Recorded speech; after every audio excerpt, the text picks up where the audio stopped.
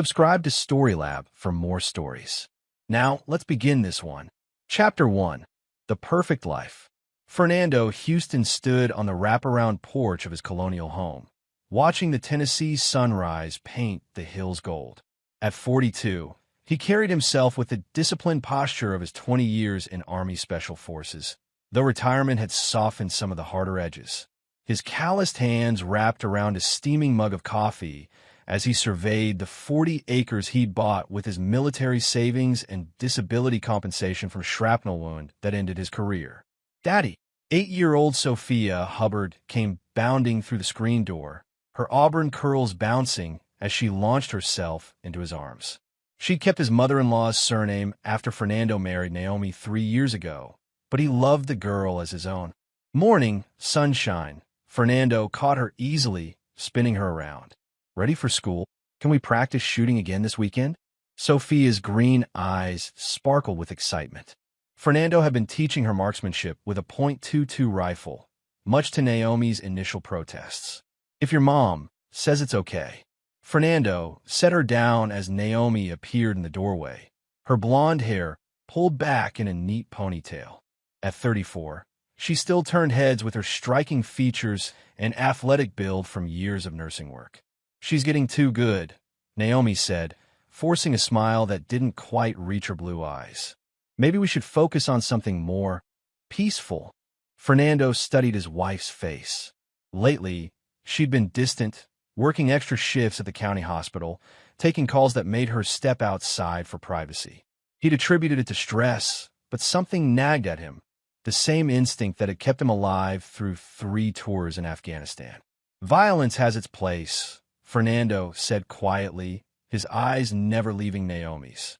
"Sometimes it's the only language some people understand." Naomi's smile faltered for just a moment before she recovered. "I need to get Sophia to school. Louise is expecting her after for the weekend." Fernando nodded. His mother-in-law Louise's house lived 20 minutes away in town, and Sophia often stayed with her grandmother when Naomi worked weekends. It was a good arrangement, or so he'd thought. After they left, Fernando walked through his property, checking the security cameras he'd installed around the perimeter. Old habits died hard. The system was military-grade, motion-activated, with night vision capabilities. He told Naomi it was for wildlife monitoring, but Fernando Houston never stopped being a soldier. His phone buzzed. A text from Merle Olson. "Beer tonight? Got something important to discuss." Fernando smiled. Merle had been his squad leader in the Rangers, a man who'd pulled him from a burning Humvee in Kandahar and saved his life.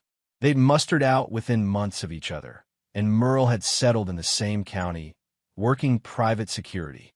Their friendship was forged in blood and fire, unbreakable, or so Fernando believed. That evening, Fernando drove to Murphy's Tavern, a dive bar where the beer was cold and the conversation stayed private. Merle was already there, his massive frame hunched over whiskey. At 45, he maintained the intimidating presence that made him legendary among the enlisted men, though civilian life had added some weight to his 6'4" frame. "You look like hell," Fernando said, sliding into the booth across from his old friend. Merle's dark eyes were bloodshot, his usually immaculate appearance disheveled. "We need to talk, Fernando." "About Naomi." Fernando's hand instinctively moved toward where his sidearm would be, but he'd left it in the truck. "What about her?" "She's been asking questions. About your insurance, your assets. About Sophia's custody arrangements if something happened to you." Merle drained his whiskey in one gulp. "Brother, I think she's planning something." The words hit Fernando like a physical blow. He'd trusted Naomi completely, brought her into his life, made her his wife, loved her daughter as his own. But the signs had been there. The secretive phone calls, the sudden interest in his financial affairs, the way she'd grown cold in their bed. "What kind of questions?" Fernando's voice was deadly calm. "She wanted to know about your disabilities, your mental state. Asked if I thought you might hurt yourself." Merle leaned forward. "Fernando, she's been talking to a divorce lawyer. More than that, she's been talking to people about life insurance payouts." Fernando felt something cold settle in his chest, a familiar feeling from his combat days when the shooting was about to start. "How do you know this?" Merle couldn't meet his eyes. Because she approached me about it, asked if I'd help her, make it look accidental. The betrayal cut deeper than any shrapnel. Not just his wife, but his brother-in-arms. The man who'd save his life was now part of a conspiracy to end it. "And what did you tell her?" Fernando asked, his voice barely above a whisper. "I told her I'd think about it." Merle finally looked up, his face a mask of guilt and desperation. "Fernando, I'm broke. The security company went under. I lost my house, my wife left me. Naomi says there's $2 million in life insurance, and she'd split it with me if I helped her." Fernando sat in silence for a long moment, processing the magnitude of the betrayal. Then he reached across the table and clasped Merle's shoulder like he had 100 times before. "Brother," he said softly, "I understand. Do what you have to do." Chapter 2. The Web Titans. Over the next 2 weeks, Fernando played the role of the unsuspecting husband while methodically gathering intelligence. His military training had made him an expert in surveillance and counter-surveillance, skills that served him well as he documented his wife's treachery. He installed keystroke loggers on their shared computer and cloned her phone, giving him access to every text, email, and call. What he discovered was worse than he'd imagined. Naomi wasn't just planning his murder. She'd been methodically poisoning Sophia against him for months, filling the girl's head with lies about her real daddy and how Fernando was just a violent stranger who'd forced his way into their lives. The communications between Naomi and Merle revealed the full scope of their plan. They'd been meeting regularly at the Riverside Motel, their affair burning hot while they plotted Fernando's death. The plan was elegant in its simplicity: stage a hunting accident on his own property, with Merle as the witness who tried desperately to save his old friend's life. Fernando read their messages with clinical detachment, filing away every detail. Naomi had already contacted the insurance company, ostensibly to update beneficiary information. She'd moved small amounts of money to a secret account, preparing for her new life with Merle and Sophia. They'd even discussed relocating to California, where Merle had distant relatives. But it was the messages about Sophia that ignited Fernando's rage. Naomi planned to tell the girl that Fernando had killed himself out of guilt for being a bad man, ensuring she'd never question the story or miss her stepfather. They discussed enrolling her in a new school under a different name, severing all ties to her past life. Fernando's hand shook as he read Naomi's text to Merle. She's starting to ask why Fernando seems different lately. "We need to move faster. The insurance money will set us free, and Sophia will forget him eventually. Kids are resilient." That night, Fernando lay in bed beside his wife, listening to her breathing, watching her peaceful face in the moonlight. She looked like an angel, but she was planning to destroy the only family he'd ever known and turn his beloved stepdaughter against his memory. He rose silently and walked to his gun safe, entering the combination with practiced ease. Inside were his service weapons, hunting rifles, and something more, a go bag he'd maintained out of habit, containing cash, fake IDs, and everything needed to disappear. He'd never expected to use it against his own family. Fernando selected a Glock 19, checking the action and loading a magazine. For a moment, he considered ending it all right there, walking back to the bedroom and putting bullets in both their heads while they slept. But that would be too easy, too quick. They deserved worse. His phone buzzed. A text from Merle, tomorrow afternoon. She says you'll be checking fence line near the back 40. Hunting season starts next week. Perfect cover. Fernando typed back, "Roger that, brother. See you on the other side." He meant it literally. The next morning, Fernando went through his usual routine with the practiced ease of a man condemned.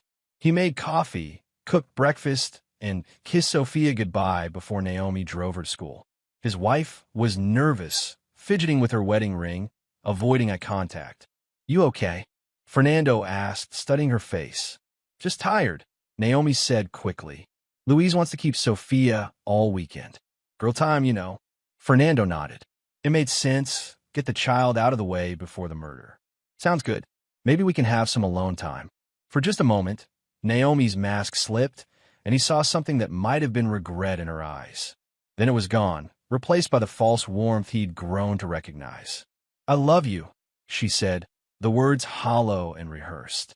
I love you too, Fernando replied, meaning it despite everything. That was the curse of love. It didn't die easily, even when it should. After she left, Fernando made his preparations. He loaded his hunting rifle and holstered his sidearm, then walked the property one last time. The land was beautiful in the autumn light, golden leaves drifting down like nature's own funeral shroud. He thought he'd die here eventually, just not like this. He positioned himself near the fence line where Merle would expect to find him, then settled in to wait. His phone showed dozens of missed calls from financial advisors, insurance agents, and lawyers, all part of Naomi's careful preparation for her windfall. She'd been thorough. He had to give her that. The sound of boots on leaves announced Merle's arrival. Fernando turned to face his old squad leader, seeing him clearly for perhaps the first time.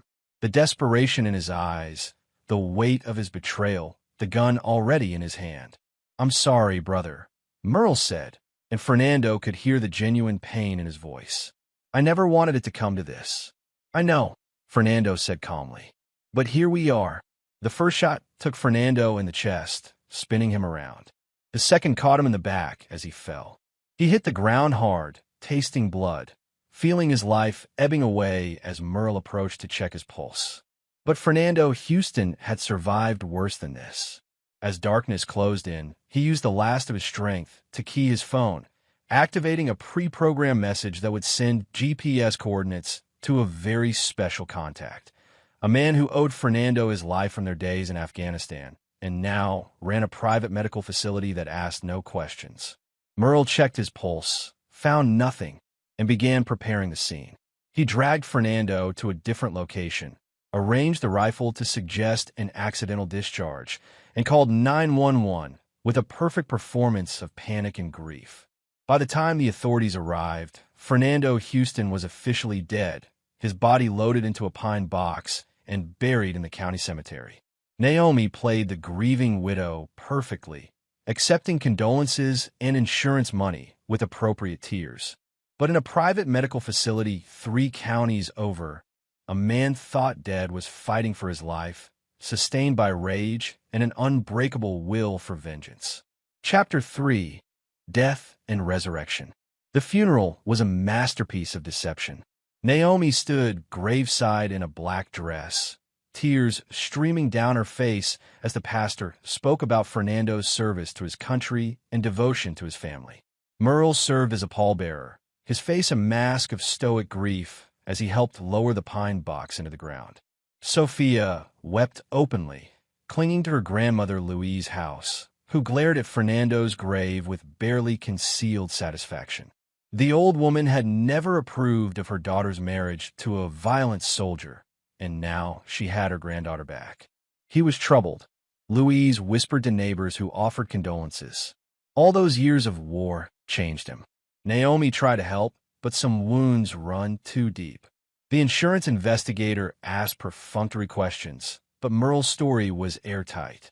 He'd heard shots while hunting nearby, found Fernando's body, tried CPR until paramedics arrived.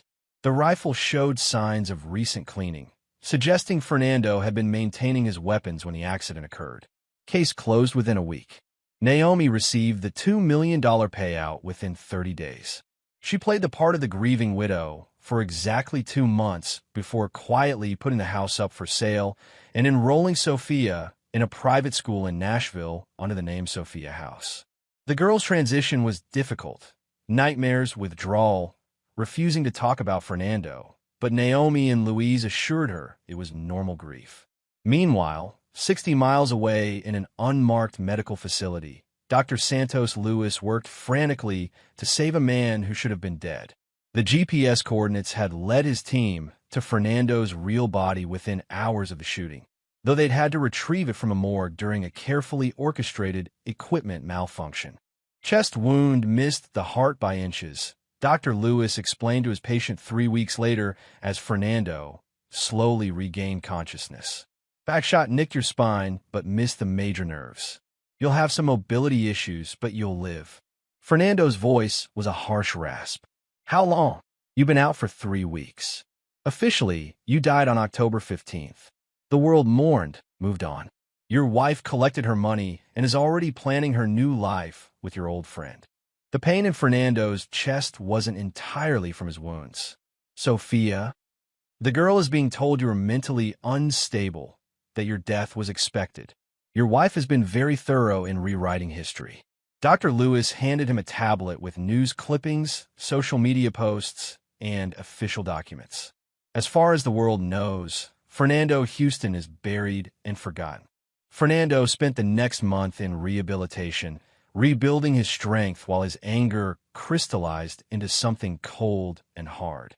He read every message between Naomi and Merle, watched surveillance footage of their meetings, studied their plans for their new life together. They'd been careful, but not careful enough. The final piece of intelligence came from an unexpected source, Sophia herself.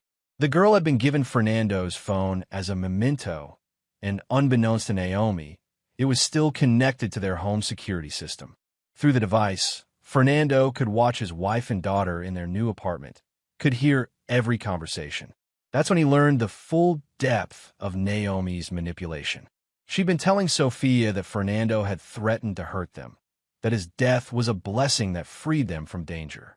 The girl was developing a genuine fear of her stepfather's memory, exactly as Naomi intended. But children were perceptive, and Sophia began asking difficult questions. Why had Fernando been planning to hurt them when he'd always been kind? Why had he bought her Christmas presents if he didn't love her? Why did her nightmares feel more like missing someone than being afraid?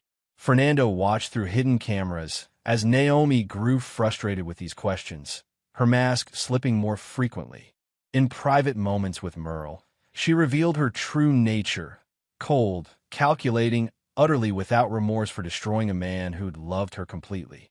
The kid is becoming a problem, Naomi told Merle during one of their secret meetings. She keeps talking about Fernando like he was some kind of saint.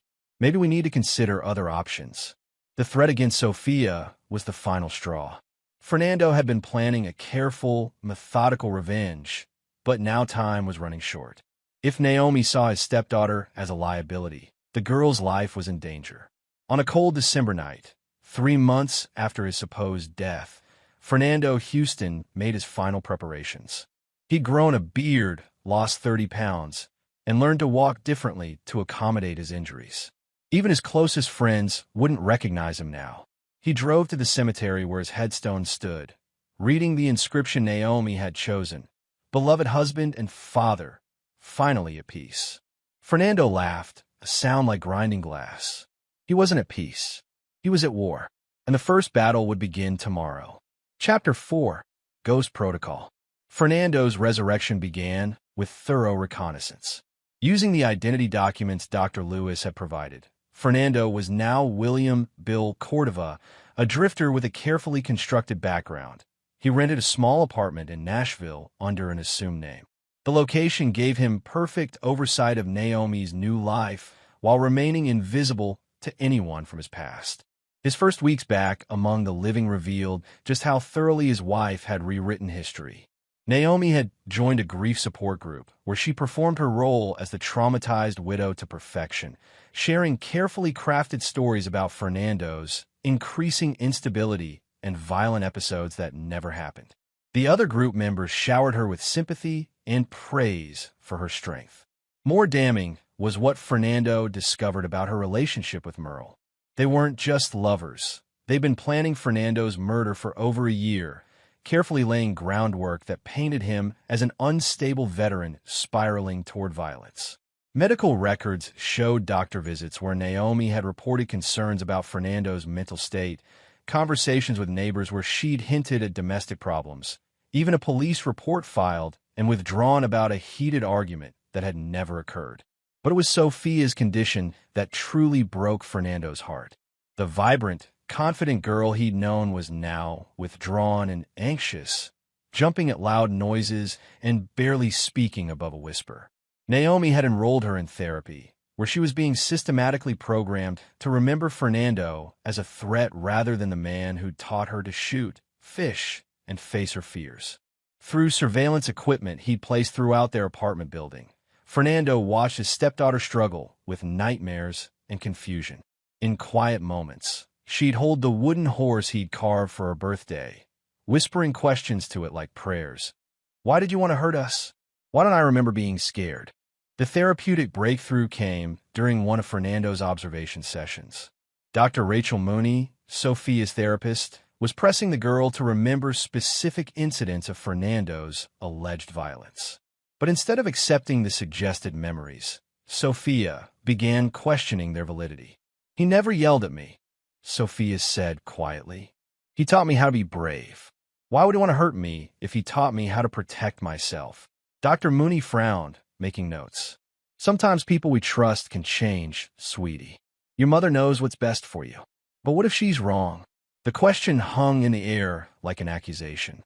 Fernando realized that despite Naomi's manipulation, his connection to Sophia remained strong enough to resist the psychological programming. The girl's instincts were fighting against the false narrative, creating an opportunity he could exploit.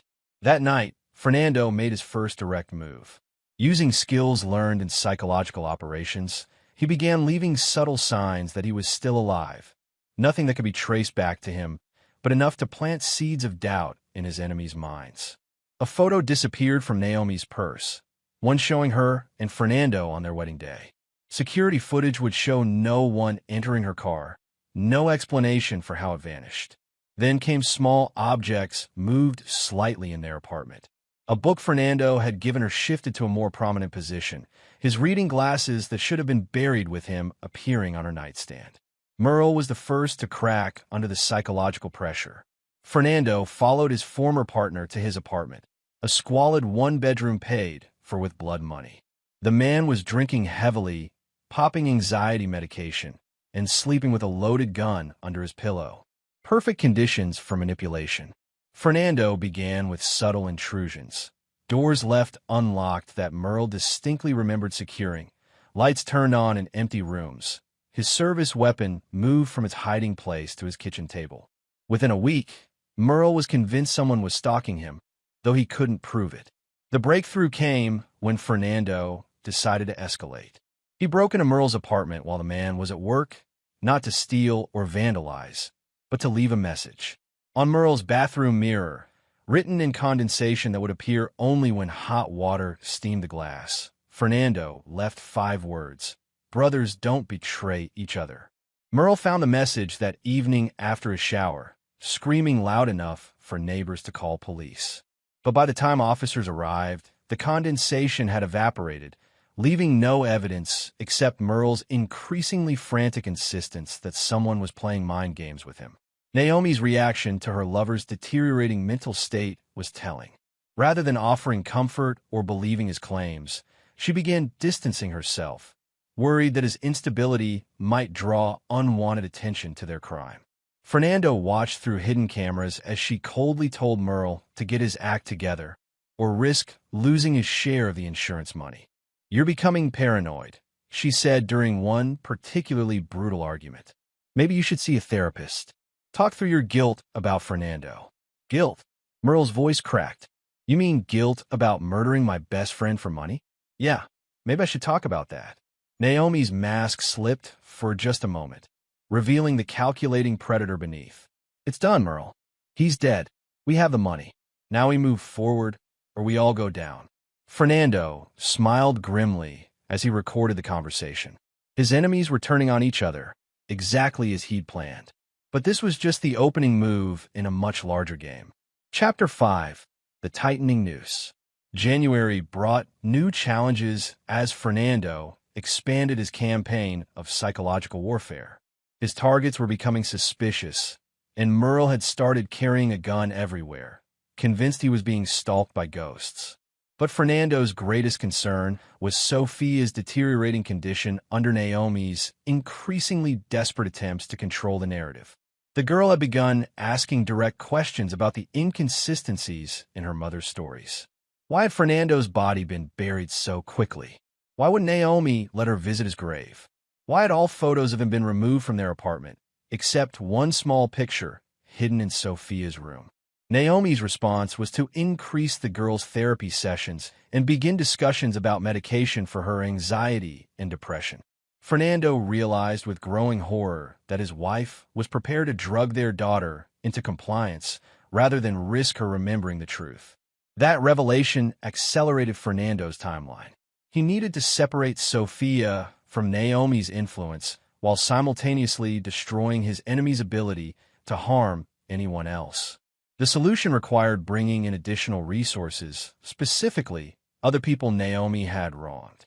Fernando's investigation revealed that he wasn't Naomi's first victim. Her maiden name was actually Naomi Chase, and she'd been married twice before. Her first husband had died in a suspicious car accident after taking out a substantial life insurance policy. Her second husband, Sophia's biological father, had allegedly committed suicide, though the circumstances were questionable. Both men had been wealthy, both had died under circumstances that enriched Naomi, and both had been portrayed posthumously as unstable or abusive. The pattern was clear. Naomi was a serial killer who specialized in murdering husbands for insurance money. Fernando tracked down relatives of her previous victims, finding a network of people who'd always suspected Naomi but lacked evidence to prove their suspicions. Dr. Jeremy Hood, a psychiatrist whose brother had been Naomi's second husband, had been investigating her for years. When Fernando approached him with recordings of Naomi's conversations with Merle, the doctor's reaction was explosive. "I knew that bitch killed David," Dr. Hood said, his professional composure cracking. "But she was too smart, too careful. The police bought her grieving widow act completely." "She's not careful anymore," Fernando said, showing him photos of Naomi and Merle together. "Greed and arrogance have made her sloppy. We can bring her down, but I need your help." Dr. Hood agreed immediately, offering not just his expertise in psychological manipulation, but also access to legal and financial resources that could be used against their common enemy. Together, they began constructing a trap that would expose Naomi's crimes while protecting the innocent child caught in the crossfire. The plan required Fernando to take enormous personal risks. He would have to get close enough to Naomi to gather the evidence needed for prosecution, which meant revealing his survival. But first, he needed to ensure Sophia's safety and begin deprogramming the lies that had been planted in her mind. Fernando's opportunity came when Louise's house suffered a heart attack and was hospitalized. Naomi, focused on managing her mother's medical crisis while maintaining her secret relationship with Merle, temporarily loosened her control over Sophia. The girl was staying with a neighbor, practically unsupervised for the first time in months. Using his knowledge of Sophia's routines, Fernando arranged a seemingly accidental encounter at the park where she played after school. Disguised as Bill Cordova, he approached the lonely child with a story about being a friend of her stepfather's who had stories to share. "Fernando talked about you all the time," he told Sophia, watching her reaction carefully. "He said you were the bravest little girl he'd ever met." Sophia's eyes filled with tears. "He did? But Mama says he was mean and didn't really love me. What do you think?" Fernando asked gently. "Do you remember him being mean?" The girl shook her head slowly. "I remember him being kind. He taught me things. He made me feel safe." She looked up at Fernando with desperate hope. "Do you think he really loved me?" "I know he did," Fernando said, his voice thick with emotion. "He talked about adopting you officially. He wanted to be your daddy forever." For the first time in months, Sophia smiled, a real smile, not the frightened expression she'd worn since Fernando's supposed death. "I miss him so much, but Mama gets angry when I say that." Fernando spent an hour with his stepdaughter, carefully planting seeds that would help her resist Naomi's programming while gathering intelligence about the woman's current plans. What he learned was disturbing. Naomi was already considering moving to another state, possibly even changing Sophia's name completely to erase all traces of her previous life. "She says we might go to California," Sophia confided. "But I don't want to leave. This is where Daddy Fernando is buried. If I leave, who's going to visit his grave?" The innocence and loyalty in her voice nearly broke Fernando's resolve to remain hidden. But revealing himself prematurely would ruin everything and potentially put Sophia in greater danger. Instead, he made her a promise. "Someone who loved Fernando very much will always make sure his grave is visited," he said. "And someday, when you're older, you'll understand that the people who really love us never really leave. They find ways to watch over us, even when we can't see them. As he walked away from that meeting, Fernando felt the last vestiges of mercy drain from his heart. Naomi had stolen his life, corrupted his memory, and traumatized an innocent child. She deserved no quarter, no second chances, no mercy of any kind. The time for subtle psychological games was ending. Soon, it will be time for more direct action. Chapter 6. Setting the Trap. February brought a cold snap that mirrored the ice in Fernando's heart as he finalized preparations for the endgame. His alliance with Dr. Jeremy Hood had proven invaluable, providing both psychological insights and legal resources that would be crucial for protecting Sophia when the truth finally emerged. The key breakthrough came when they discovered Naomi's mistake. She'd been using the same methods to research her fourth potential victim. Credit reports showed she'd been investigating the financial status of Stuart Spence, a wealthy contractor she'd met at her grief support group. Phone records revealed she was already working to isolate him from his family while presenting herself as a healing presence in his life. She's addicted to it, Dr. Hood explained during one of their planning sessions. The power, the money, the thrill of completely destroying someone who trusts her. She can't stop herself. Fernando watched surveillance footage of Naomi's calculated seduction of Stuart, seeing the same techniques she'd used on him years ago. The intimate conversations designed to uncover vulnerabilities, the gradual introduction of doubts about his family's loyalty, the positioning of herself as the only person who truly understood him. It was a masterclass in psychological manipulation. But Stuart Spence was different from Fernando. He was softer, more trusting, without the paranoid instincts that came from military training. He was falling for Naomi's act completely, even beginning to discuss marriage despite her relatively recent widowhood. Fernando realized that Naomi's pattern gave him the perfect opportunity. She would eventually try to kill Stuart just as she'd killed her previous husbands, but this time, Fernando would be watching. He would gather irrefutable evidence of her murderous nature while protecting her intended victim. The plan required extraordinary precision. Fernando would have to shadow Naomi's courtship of Stuart, document her manipulation techniques, and be prepared to intervene at the moment she transitioned from seduction to murder. Meanwhile, Dr. Hood would work through official channels to build a legal case based on the pattern of suspicious deaths surrounding Naomi. But first, they needed to ensure Sophia's safety. The girl's resistance to her mother's programming was becoming more pronounced, creating a dangerous situation. Naomi was growing frustrated with her daughter's questions and had begun discussing more drastic solutions with Merle. Maybe boarding school would be better, Naomi suggested during one recorded conversation. Somewhere far away where she can get intensive therapy and forget about the past completely. Merle's response revealed his own deteriorating mental state. Or maybe we should just disappear. Take the money and go somewhere they'll never find us. Start completely over, and leave loose ends behind. Naomi's voice carried a chill that Fernando recognized, the same tone she'd used when discussing his own murder. That's not how this works. Fernando realized that both Sophia and Stuart were in immediate danger. Naomi was planning to eliminate all traces of her past life, which meant killing anyone who might remember her previous identities or question her stories. His stepdaughter wasn't just an inconvenience.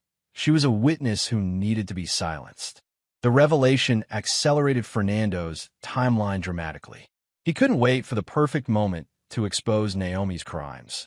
He needed to act before she harmed Sophia or successfully trapped another victim. His opportunity came when Louise's house was released from the hospital but remained too weak to care for Sophia. Naomi arranged for the girl to stay with her friend Camille McCullough, a nurse from the hospital who'd been taken in by the grieving widow's performance. It was the first time in months that Sophia would be away from Naomi's direct supervision for an extended period. Fernando used those precious days to begin rehabilitating his stepdaughter's memories. Disguised as Bill Cordova, he arranged several chance encounters that allowed him to share stories about her stepfather, real stories that contradicted Naomi's manufactured narrative. Fernando used to say you had the heart of a warrior, he told Sophia during one meeting.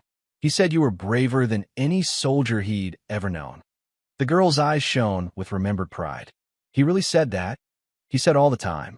He also said that warriors always protect the people they love, even when it's hard, even when others don't understand. Fernando could see the conflict in Sophia's young mind as she tried to reconcile these positive memories with her mother's dark stories. But slowly, carefully, he was winning the battle for her soul. The final piece of the trap was set when Fernando approached Stuart Spence directly, revealing just enough truth to plant seeds of doubt without exposing his own survival. Posing as a private investigator hired by concerned family members, he shared evidence of Naomi's previous marriages and the suspicious circumstances surrounding her husband's deaths. Stuart's reaction was predictable. Initial disbelief followed by growing unease as the evidence mounted. But rather than confronting Naomi directly, he began watching her more carefully, documenting her behavior and statements in case Fernando's warnings proved accurate. By the end of February, all the pieces were in position. Naomi was accelerating her timeline with Stuart, while growing increasingly paranoid about Sophia's resistance to her programming. Merle was spiraling into alcoholism and paranoia, becoming a liability she would soon need to eliminate. And Fernando was positioned to intervene at the crucial moment when her carefully constructed facade finally crumbled. The final act was about to begin, and this time, Fernando Houston would be the one writing the script. Chapter 7. First Blood. March arrived with unseasonable warmth, as if nature itself was preparing for the violence to come. Fernando had spent the winter gathering evidence, positioning assets, and preparing for the moment when he would step out of the shadows to claim his vengeance. That moment came when Naomi made her first critical mistake. She tried to kill Stuart Spence too soon. Stuart had grown suspicious enough to start asking uncomfortable questions about Fernando's death, prompted by the private investigator's warnings. During what should have been a romantic dinner at Stuart's house, he casually mentioned that he'd spoken to people who knew Fernando and was surprised by their descriptions of him as stable and loving. Fernando watched through surveillance equipment he'd planted in Stuart's home as Naomi's mask slipped for just a moment. A flash of rage quickly covered by concern. "Oh, Stuart," she said softly, "you don't understand how good Fernando was at hiding his problems. Even his closest friends didn't see the darkness in him. That's what made him so dangerous." But Stuart wasn't convinced. The man they described doesn't sound dangerous. He sounds like someone who loved his family deeply. Naomi's response was swift and decisive. She excused herself to the bathroom, returning with Stuart's prescription medication, heart pills that became lethal when combined with the alcohol she'd been encouraging him to drink. Fernando watched her slip the pills into Stuart's wine glass while he was distracted by a phone call. Fernando had seconds to decide. He could let Stuart die and use the murder as evidence against Naomi, or he could intervene and risk revealing his survival before everything was in place. The decision was made for him when he saw Stuart raise the poisoned glass to his lips. The sliding glass door exploded inward as Fernando crashed through it, tackling Stuart to the ground just as the man began to drink. The wine glass shattered against the hardwood floor, spilling its lethal contents. "What the hell?" Stuart started, but Fernando cut him off with a harsh whisper. "The wine is poisoned. She was going to kill you tonight." Naomi stood frozen in the doorway, staring at the man she'd murdered 3 months earlier. Her face cycled through shock, terror, and finally a cold calculation that Fernando remembered from their last night together. "Fernando," she said quietly, "you're supposed to be dead. So are a lot of people, apparently." Fernando stood slowly, his hand moving instinctively toward his concealed weapon. "David Chase, Michael House, and now Stuart. How many husbands have you killed, Naomi?" Stuart scrambled to his feet, backing away from both of them. "What is this? Who are you people?" "I'm Fernando Houston," Fernando said, never taking his eyes off his wife. "The man she murdered for insurance money. The man whose daughter she's been torturing with lies about being afraid of his memory." Understanding dawned in Stuart's eyes, followed quickly by horror. "The wine, you're going to kill you and make it look like a heart attack," Fernando confirmed. "Same way she killed her other husbands." Same way she tried to kill me. Naomi had recovered her composure, calculating angles and options with the cold efficiency of a predator. You have no proof of anything, Fernando. You're supposed to be dead, which makes you legally nothing. A ghost. A phantom who broke into Stewart's house and threatened his life. She was right, and they both knew it. Fernando's legal death complicated everything. He couldn't simply walk into a police station and file charges. But he'd prepared for this contingency. I don't need legal proof, Fernando said softly. I just need justice. Naomi smiled, the expression chilling in its complete lack of warmth. You always were too emotional, Fernando. It's what made you weak. It's what made you easy to kill. But I didn't die, did I? Merle missed my heart by 2 inches. His guilt made him sloppy. Fernando stepped closer, watching her flinch despite her attempts at control. Where is he, by the way? Still drinking himself into a stupor every night?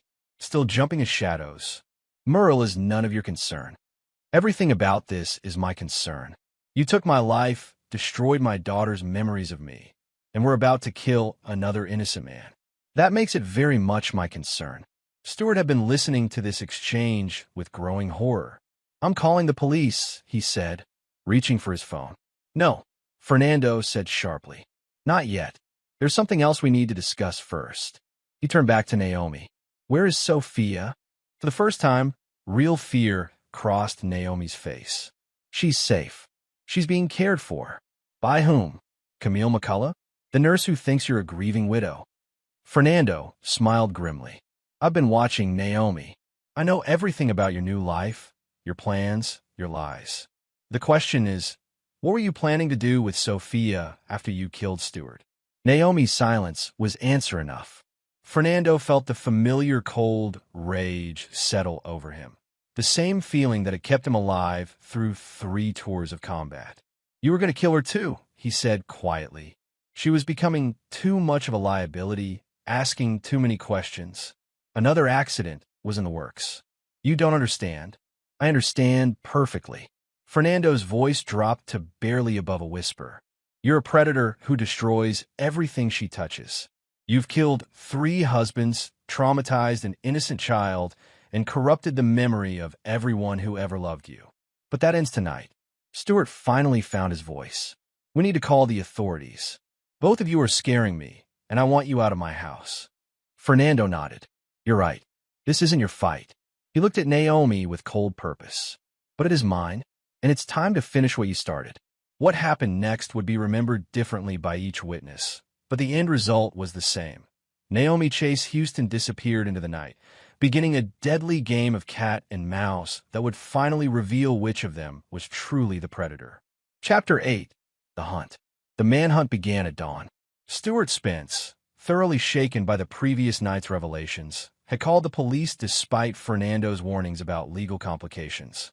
The responding officers found evidence of the break-in, the shattered wine glass, and traces of the heart medication that would have killed Stewart within hours.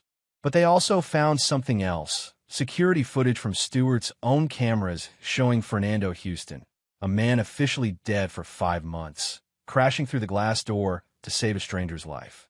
The legal implications were staggering, but the immediate concern was locating 2 dangerous fugitives who were now hunting each other through the Tennessee hills. Detective Francine Starr of the Metro Nashville Police found herself dealing with the most bizarre case of her 20-year career. The evidence was clear that Naomi Houston had attempted murder, but her victim was technically a dead man with no legal standing to make accusations. Meanwhile, forensic analysis of Fernando's supposed grave revealed that the buried body was actually that of a John Doe from the morgue, switched during a carefully orchestrated deception. So we have a serial killer who's been murdering husbands for insurance money, Detective Starr explained to her captain, being hunted by one of her supposed victims who faked his own death and has been stalking her for months. And now they're both armed and dangerous fugitives playing some kind of twisted game of revenge. The captain rubbed his temples. What about the child? Sophia House. Safe for now. She's with the nurse, Camille McCullough, who's been told her mother had to leave town for a family emergency. But that won't last long. The girl's asking questions, and she's starting to remember things that contradict her mother's stories. What Detective Starr didn't know was that Fernando had anticipated this development. Before confronting Naomi at Stewart's house, he'd arranged for Dr. Jeremy Hood to take legal custody of Sophia through emergency child services channels. The psychiatrist documented concerns about the girl's psychological condition, combined with evidence of Naomi's pattern of deception, had been enough to remove Sophia from immediate danger. Meanwhile, the deadly game between Fernando and Naomi was escalating. She had vanished from Stewart's house with nothing but the clothes on her back and a gun from Stewart's collection, but Fernando knew she would eventually surface. Naomi was too dependent on her established identity and resources to disappear completely. She would try to retrieve money, documents, or other assets that would give Fernando an opportunity to track her. He was right. 2 days after the confrontation, surveillance equipment at their old house detected movement. Naomi had returned under cover of darkness to recover cash and fake identification documents she'd hidden for emergencies. But Fernando was waiting. The house felt like a mausoleum as they faced each other in what had once been their living room. Moonlight streamed through windows, illuminating family photos that Naomi had somehow missed when she'd purged Fernando's memory from their lives. "You always were predictable," Fernando said from the shadows near the staircase. Creatures of habit never change their patterns, even when they should. Naomi spun toward his voice, the stolen pistol trembling in her hands. "How did you know I'd come here?" "Because you're not as smart as you think you are. You're just ruthless." Fernando stepped into the light, showing his empty hands. "You've been making the same mistakes for years, killing the same way, using the same methods. The only reason you got away with it was because nobody bothered to look for patterns. But you looked." Her voice carried grudging respect, mixed with hatred. "I had motivation. You tried to erase me from existence, turn my daughter against my memory, and steal everything I'd worked for. That tends to focus a man's attention." Naomi raised the gun, pointing it directly at Fernando's chest. "I should have made sure you were dead the first time." "Probably. But you trusted Merle to handle it, and guilt makes people careless." Fernando smiled coldly. "Speaking of Merle, when was the last time you heard from him?" The question clearly unsettled her. "What do you mean?" "I mean your partner in murder has been drinking himself to death for months, jumping at shadows, convinced that ghosts are stalking him. The psychological pressure finally broke him completely." Fernando paused for effect. "He killed himself yesterday. Left a full confession describing how you seduced him into murdering me." The lie hit Naomi like a physical blow. Her face went white, and the gun wavered in her grip. "You're lying." "Am I?" "Check your phone. I'm sure the police have been trying to reach you since they found his body." Fernando took a step closer. Poor Merle. All that guilt finally caught up with him. But he made sure to tell the truth before he died. About the insurance money, about your other husbands, about everything. Naomi's composure was cracking. The careful mask she'd worn for years was fragmenting under the pressure of fear and desperation. Even if that's true, they can't prove anything. Merle was unstable, suicidal. His word means nothing. His word means everything when it's supported by evidence. Recorded conversations, financial records, testimony from your previous victims' families. Fernando smiled at her growing panic. "Did you really think you could kill 3 men without leaving any trace? Dr. Jeremy Hood has been investigating you for years. He just needed someone with access to provide the final pieces." The gun was shaking badly now as Naomi realized the full scope of the trap closing around her. "What do you want?" "Justice," Fernando said simply. "For David Chase, for Michael House, for me, and most importantly, for Sophia, an innocent child whose life you've been systematically destroying. She's my daughter. She's a victim of your manipulation and abuse. You've been poisoning her mind, making her afraid of her own memories, preparing to murder her when she became too much of a liability." Fernando's voice hardened. "But that ends now." Naomi's last desperate gambit was predictable. She threatened to kill herself rather than face justice.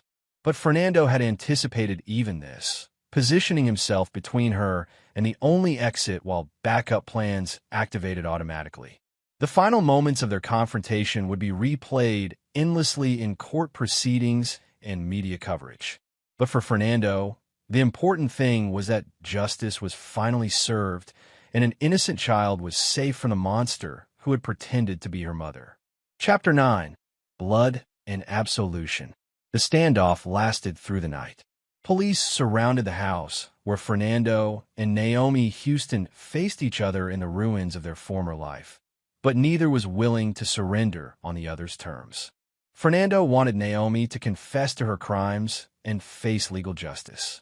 Naomi wanted to escape with enough resources to disappear forever, leaving her past buried with her supposed victims.